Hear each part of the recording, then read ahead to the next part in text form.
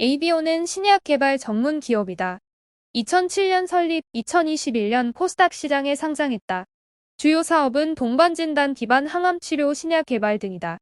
비소세포 폐염 치료제 바바맥티 클라우딘3 표적 항체 EBN501, 항체 사이토카인 융합 단백질 EBN202, 항바이러스 치료제 EBN101을 보유하고 있다. 바이오마커 기반 연구로 암치료 효과와 환자 안전성을 높이며 중요한 환자군 선별로 신약의 임상 성공 가능성과 상업적 가치를 확대하는 중이다. 최근 미국 제약사와 신약 공동개발 라이선스 계약 체결 이후 투자자의 관심을 받고 있다. ABO의 주가 상승세가 가파르다. 해외 제약사의 신약 기술 이전 등 기술 경쟁력을 바탕으로 글로벌 제약사로 성장 가능성이 확대된 데 따른 영향을 받은 것으로 보인다. 증권가에 따르면 ABO의 주가는 30일 종가 기준 9,020원이다.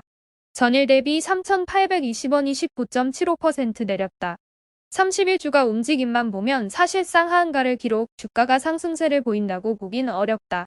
그러나 일주일 전과 비교하면 30일 주가 하락에도 불구 주가 상승세는 뚜렷하다. 지난 23일 ABO의 주가는 4,505원이다. 지난 1월 2일 7,150원을 기록한 이후 주가는 지난 23일까지 등락을 거듭하면서도 하향 곡선을 그렸다. 지난 2월 11일 6,960원, 3월 24일 6,510원, 4월 14일 6,810원, 5월 15일 6,220원 등이다. 6,200원에서 6,900원의 박스권을 보이던 주가는 지난 5월 15일 6,220원을 기점으로 내림세가 확대됐다. 28일 5,310원, 지난 6월 11일 4,780원, 18일 4,785원, 23일 4,505원으로 거래를 마쳤다. 그런데 지난 23일을 기점으로 ABO의 주가가 급등하기 시작했다. 24일 5,850원, 25일 7,600원, 26일 9,880원, 27일 12,840원을 기록했다. 4일 연속 상한가를 기록했다. 일주일 사이 주가는 3배가량 올랐다. 30일 주가가 하한가를 기록했지만 지난 23일 주가와 비교하면 2배 이상 높다. 지난 30일 주가가 급락한 것은 그동안 주가 상승에 따른 매도세가 확대된 영향을 받은 것으로 보인다. 증권가는 주가가 조정 없이 가파른 상승세를 보였던 만큼 그동안 주식을 보유하고 있던 투자자의 매도 행렬이 이어졌을 가능성에 무게를 두고 있다. 일각에선 당분간 주가 내림세가 이어지며 조정을 받을 가능성이 높다는 의견도 나온다. 다만 지난 23일보다는 높은 가격에서 주가가 조정될 것으로 예상한다. 이 같은 배경에는 기술 경쟁력이 자리 잡고 있다. 정확히 말하면 기술 경쟁력에 따른 실적 확대 가능성에 긍정적인 평가를 내놓고 있다. ABO는 최근 미국 항체약물적 합체 개발사와 기술 수출 계약을 체결했다. ABO는 지난 24일 공시를 통해 밝힌 기술 수출 계약 규모는 13억 1,500만 달러, 한화로 약 1조 8천억 원 규모다. ABO는 기술 수출 계약을 공개하지는 않았다. 계약금은 표적 항체 한 개당 500만 달러 약 68억 원로 총 2,500만 달러 약 341억 원다. 개발 마일스톤 단계별 기술료는 최대 2억 9천만 달러 약 3,967억 원, 상업화 마일스톤은 최대 10억 달러 약 1조 3,679억 원다. 다만 마일스톤은 표적 항체 전체에 대한 금액으로 상대방의 표적 항체 선정 개수에 따라 변동될 수 있다. 기술 이전 대상인 ABN501에는 클라우딘3 CLDN3 외 4개 단백질 표적 항체가 포함된다.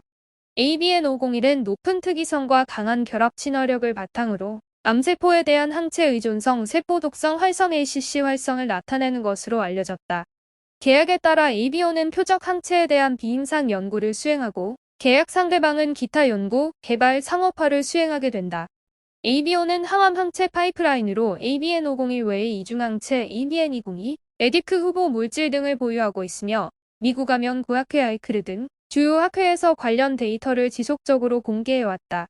ABO는 ABN501을 비롯한 당사 항체는 항체 치료제뿐 아니라 항체약물 접합체 에디크 등 다양한 형태의 항암제 개발에 활용될 가능성이 큰 것으로 보고 있다며 보유 중인 파이프라인에 대해 해외 제약사들과의 기술 이전 및 공동 개발을 적극 추진할 계획이라고 밝혔다. 증권가는 ABO의 향후 주가 흐름과 관련해 별다른 언급은 하지 않고 있다.